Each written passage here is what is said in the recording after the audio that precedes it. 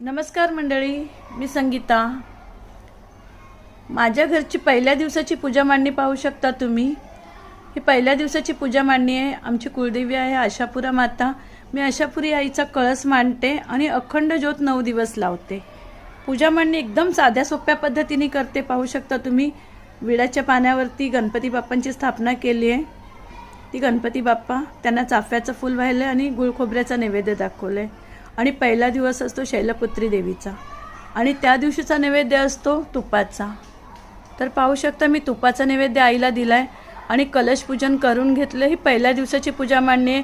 मी पहिल्या दिवशी फक्त नारळ आणि याच्याने ओटी भरते देवीची, आणि अष्टमीला पूर्ण साडी चोळी बांगड्या वगैरे त्याच्याने ओटी भरते। पण पहिला दिवस फक्त नारळ आणि खण त्याच्याने ओटी भरून घेते। आणि ही माझी अखंड ज्योत माझ्या घरची पाहू शकता तुम्ही। ही बघा, अशा पद्धतीने मी पूजा मांडणी केली आहे। आमची कुलदेवता आहे आशापुरा माता आणि आमचे कुलदैवत आहेत हे चांदीचे टाक, आमचे घरचे कुलदैवत आहेत। आता सासूकडनं होत नाही, मग मी किती वर्ष झालं मी माझ्याकडेच आणलेले आहेत।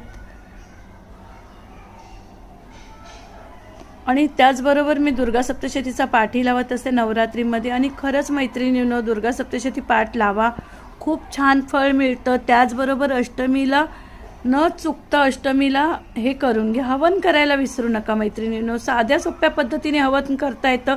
मी तोही व्हिडिओ टाकते, तुमच्याबरोबर शेअर करते। पण ही बघा, साधी पद्धत आहे बघा, काहीच नाही लागलं। मी पूजा मांडणी किती छान केली बघून घ्या। एका चौरंग पाटावरती केलेली आहे। कलश कसा सजवलाय पाहू शकता तुम्ही।